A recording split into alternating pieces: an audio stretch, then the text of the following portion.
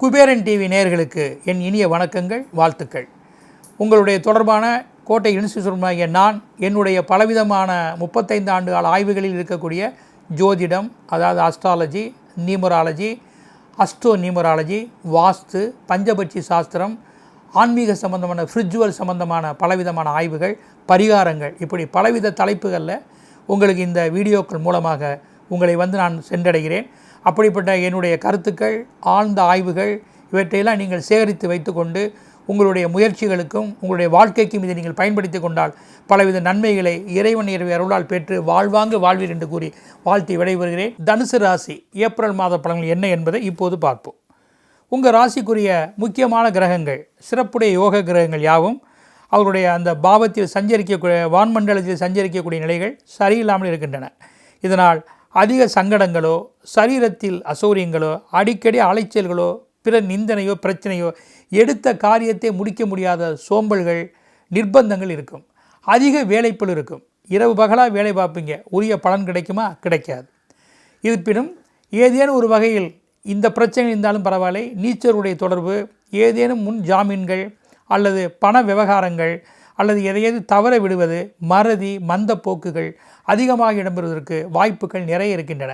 நீங்கள் எதிலுமே விழிப்பாக இருக்க வேண்டும். இறை வழிபாடு அவசியம் தேவை. அதிக தூர பயணங்களை தள்ளி போடவும் மற்றும் எந்த வகையில் நீங்கள் கவனமாக இருந்து கொண்டால் நன்மை. குறிப்பாக வேலையில் இருப்பவர்கள் தனக்கு மேல் உள்ள அதிகாரிகளை பார்த்து நடந்து கொள்ள வேண்டும். சங்கம் மற்றும் போராட்டம் இதிலெல்லாம் ஈடுபட்டால் ஏதேனும் ஒரு வகையில் உங்களுக்கு பாதிப்புகள் வரலாம், தண்டனைகள் வரலாம். மற்றும் தொழில் வியாபாரத்தில் இருப்பவர்கள் தன்னுடைய கணக்கு வழக்கு வரி வாய்தாக்களை சரிபடுத்தி வைத்துக் கொள்ள வேண்டும்.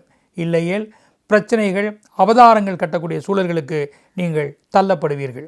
ஆக தொழில் ரீதியிலும் சரி, குடும்பத்திலும் சரி, வெளியிடத்திலும் சரி, நீங்கள் சமயோஜிதம், இறைசக்தி மற்றும் எந்த வகையில் எதை செய்வது, யாரையும் எதிர்த்து கொள்ளாமல் நீங்கள் நடந்து கொண்டால் அது மிகவும் நன்மை என்றாக இருக்கும். அதற்கு இறைவனைத்தான் நீங்கள் வணங்கி சரியான வழிமுறைகளையும் வாய்ப்புகளையும் பெற்றுக்கொள்ள வேண்டும்.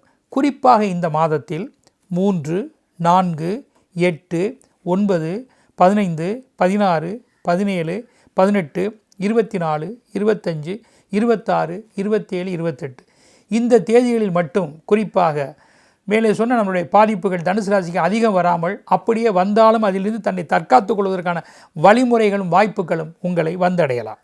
மற்றும் இந்த ராசியில் பிறந்த நட்சத்திரக்காரர்களுக்கு என்ன பலன் என்பதை இப்போது பார்ப்போம். மூல நட்சத்திரத்தில் பிறந்தவர்களுக்கு வாயு பகவான் அஷ்டதிக்கு பாலர்களில் ஒருவர், வடமேற்கு மூலைக்கு அதிபதியாவார். வாயு பகவானை வணங்கலாம். வாயு பகவானுக்கு ஆஞ்சநேயரையும் அனுமானையும் வணங்கலாம். இவருடைய வழிபாடுகள், இதனுடைய ஸ்லோகங்கள், உபாயங்கள் படத்தை பையில் வைத்துக்கொள்வது சிறப்புடைய ஒன்றே. எண்கணித ரீதியில் RU என்ற எழுத்து முதலாக கொண்டு துவங்கும் நபர், நிறுவனம், நாடு, நகரம், கிராமம், வீதி இவற்றால் நன்மைகள் உண்டாகக்கூடும்.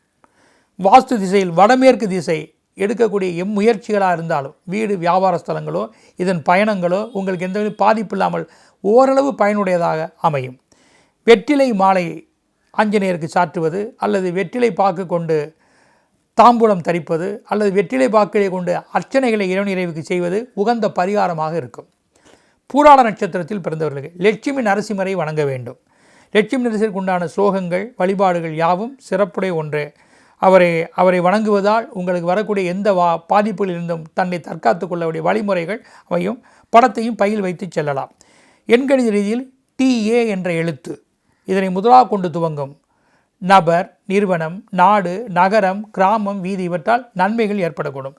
வாஸ்துவில் தென்மேற்கு திசை முயற்சி, நிருதி மூலை, நைருதி மூலை என்பார்கள். அந்த திசையினுடைய முயற்சி, காரியம், பயணம், வீடு, வியாபார ஸ்தலங்கள் சாதகமாக இருக்கும்.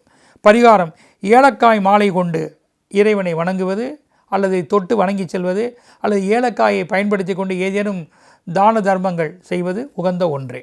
உத்திராட 1ஆம் பாதத்தில் பிறந்தவர்களுக்கு சொர்ண ஆகர்ஷ்ண பைரவரை, அதாவது ஆகர்ஷ்ண பைரவர் சக்தியோடு இணைந்திருக்கக்கூடிய சொர்ணாகர்ஷ்ண பைரவரை வழிபடுவது சிறப்புடைய ஒன்று. அதற்குண்டான ஸ்லோகங்களையும் பாராயணம் செய்யலாம். படத்தை பையில் வைத்து செல்லலாம். எண்கணித ரீதியில் NE என்ற எழுத்தை முதலாக கொண்டு துவங்கும் நபர், நிறுவனம், நாடு, நகரம், கிராமம், வீதி இவற்றால் நன்மைகள் ஏற்படக்கூடும். வாஸ்துவில் தெற்கு திசை பயனுடையதாக இருக்கும். இந்த திசையுடைய முயற்சிகள், பயணங்கள், எதிர்பார்ப்புகள் யாவுமே உங்களுக்கு பயன் தரும். மற்றும் வடை மாலையை ஆகர்ஷண பைரவருக்கு சாத்துவது அல்லது வில்வ மாலையை சாத்துவது உகந்த பரிகாரம். உங்கள் வளர்ச்சிக்கு உகந்ததே. சுபம். ஸ்ரீ குபேரன் டிவியை பார்த்தமைக்கு நன்றிகள். மேலும் இது போன்ற தகவல்களை தெரிந்து கொள்ள ஸ்ரீ குபேரன் டிவியை சப்ஸ்கிரைப் செய்யுங்கள். மறக்காமல் பெல் ஐக்கானை கிளிக் செய்யுங்கள்.